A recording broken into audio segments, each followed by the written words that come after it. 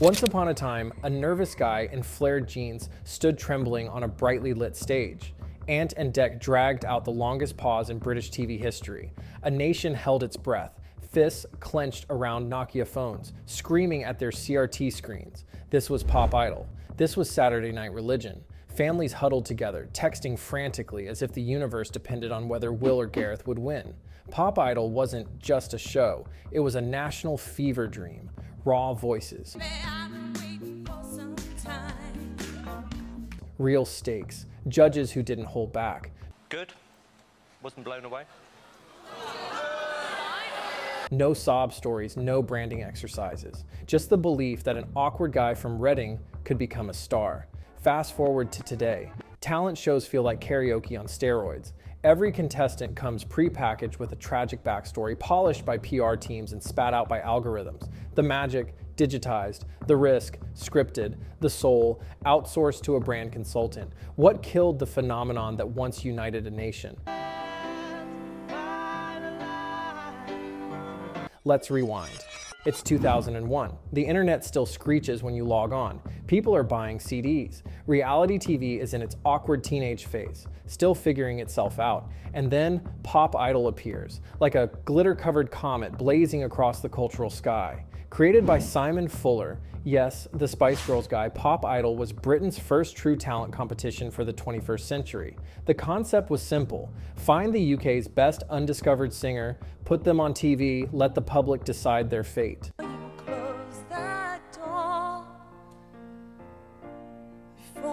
And for a moment, it felt like lightning in a bottle. The first season had everything. Raw talent, emotional breakdowns, unintentional comedy, and Simon Cowell being, well, Simon Cowell. 14 million people tuned in for the finale. 14 million. That's not just good ratings. That's national obsession territory. It felt spontaneous.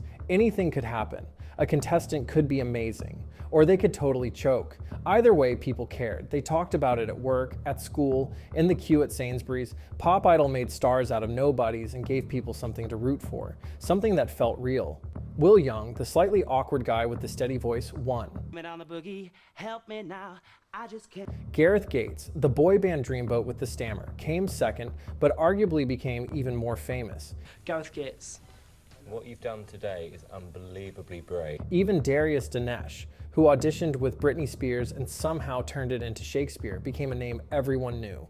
Pop Idol didn't just launch careers, it defined an era.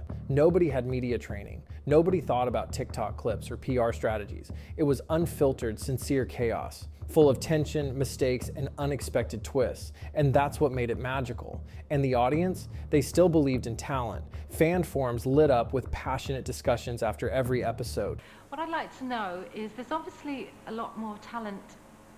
Contestants received fan mail. People flooded the phone lines to vote for their favorites. It felt like your vote actually meant something. The judges didn't hold back either. Simon Cowell delivered savage one-liners that kids repeated on school playgrounds. Pete Waterman visibly lost the will to live. And Nikki Chapman, she kept things just human enough. They were characters, sure, but not yet caricatures. But the magic of spontaneity has an expiration date. Slowly but surely, the first cracks began to show. By the time season 2 rolled around in 2003, something felt off. The novelty was fading. The format was still intact, glossy stage, emotional arcs, but the soul, that was slipping. Contestants didn't quite pop like they used to. The judges looked like they were running on autopilot. And the public, they were starting to tune out. Michelle McManus won that season. A powerful voice with genuine presence. But the media didn't care. Instead of celebrating her talent, tabloids attacked her appearance. Too fat to be famous. That was the narrative. It was cruel, but also revealing. This wasn't about music anymore. Her win, bittersweet. She got the title, but also a tidal wave of judgment. The system claimed to reward voice, but only if it fit the right package. And Michelle wasn't alone. You could feel the shift everywhere. Contestants were becoming characters. Narratives were sculpted. The audience was voting on arcs, not voices. Talent became subplot to storytelling. What started as a singing competition was mutating into a reality machine. Editing suites became writers' rooms. Sob stories replaced rehearsals. Sequins and soft lighting masked manipulation. The magic was wearing off. Audience interest was fading. The formula felt worn out. But Pop Idol's real ending wouldn't be sealed until the power struggle between its creators played out.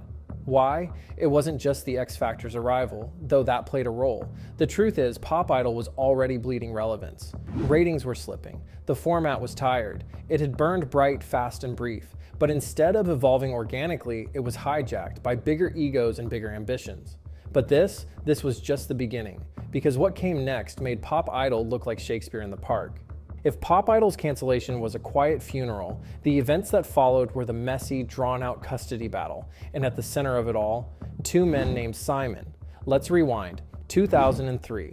Pop Idol ends after just 2 seasons. On paper, it made no sense. It was a smash. It broke viewing records. It minted instant stars. So why kill the golden goose? The answer: ego, empire, and a lawsuit. Simon Cowell, sharp-tongued judge turned unlikely sex symbol, saw a bigger opportunity. He didn't want to star in someone else's format anymore. He wanted to own it, enter the X Factor, his baby.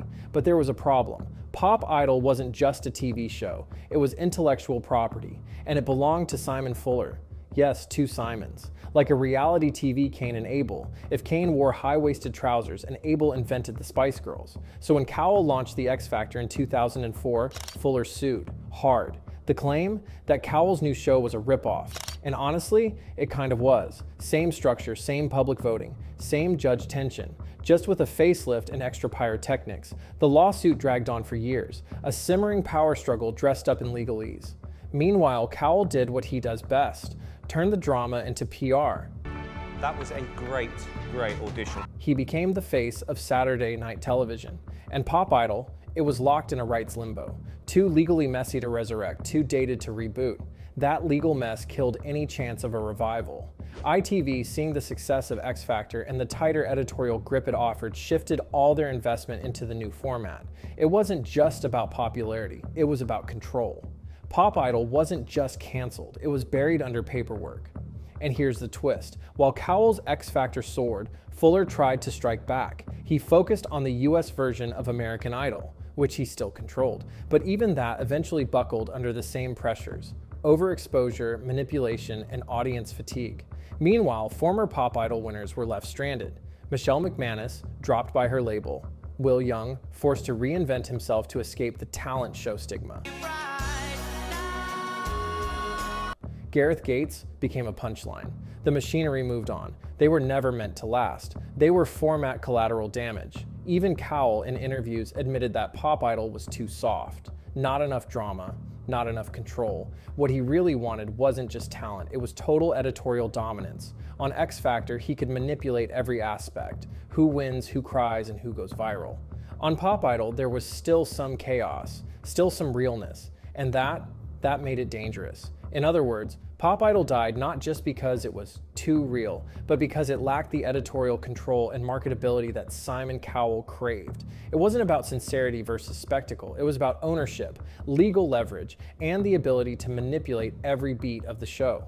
After Pop Idol and the X Factor had peaked, what followed was saturation. Too many shows, too many tiers, too little substance.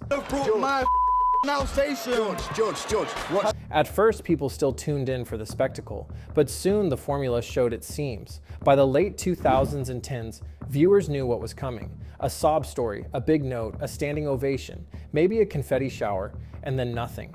No real career, no real follow-up, just another face in a clip forgotten before the next episode. The result? A credibility crisis. The shows lost their sense of discovery and started feeling more like performance factories. Contestants weren't launching careers. They were fueling the content machine. Labels stopped investing. Winners vanished into digital silence. And the audience changed too. Platforms like TikTok and YouTube trained viewers to sniff out inauthenticity. Overproduced sincerity became cringe. We didn't cry anymore. We commented and we scrolled. Contestant breaks down. The clip goes viral on TikTok with the caption, "Me after one bad meeting." Meanwhile, a few brave former contestants started sharing what it was really like. The manipulation, the lack of control, the burnout. The shows weren't built to support artists. No. No. You've got a really bad attitude, sweetheart. They were built to create moments, viral, emotional, disposable moments. So here we are. Talent shows still exist, technically, but they're not events, they're leftovers. Once the center of Saturday night, now reduced to background noise. Too scripted to be real, too tired to be exciting. And yet the shadow of pop idol remains in every overproduced montage, in every recycled arc, in every desperate bid to go viral. What began as a stage for talent ended as a mirror for the industry itself, shiny, hollow, and painfully out of tune. Before we fade to black, let's revisit the question that's been quietly humming in the background this whole time. Can Pop Idol be saved? Probably not. It was a product of its time, a simpler, more hopeful era when TV didn't feel the need to emotionally manipulate you every 5 minutes. Bringing it back now would feel like trying to reboot MSN Messenger in the age of Snapchat. Nostalgic? Sure. Necessary? Not really, but maybe that's okay. Maybe Pop Idol's legacy isn't that it lived long, but that it lived well. That for a brief golden moment, we believed talent alone was enough. That an awkward guy from Reading with a steady voice and zero branding strategy could win the nation's heart. And if there's any lesson in all of this, it's that sincerity, even if short-lived, leaves a mark. You can polish, repackage, and rebrand all you want. But authenticity, that's not something you can manufacture. Pop Idol didn't just start a trend, it reminded us what made the trend worth starting in the first place. It proved that real, unscripted human moments, no matter how messy, could resonate more than any glitzy production ever could. You said, I am a police officer. So let's not mourn what Pop Idol became. Let's remember what it was, a one-of-a-kind burst of genuine connection in a medium that thrives on the artificial. Cue credits, fade out, and maybe let that confetti cannon go off one last time. Oh, and if you enjoyed diving into the glittery rise and cringe-worthy fall of Pop Idol, don't forget to hit that subscribe button. It's free, unlike music industry integrity. Drop a like, leave a comment with your favorite forgotten talent show contestant, and I'll see you in the next deep dive into nostalgia and nonsense.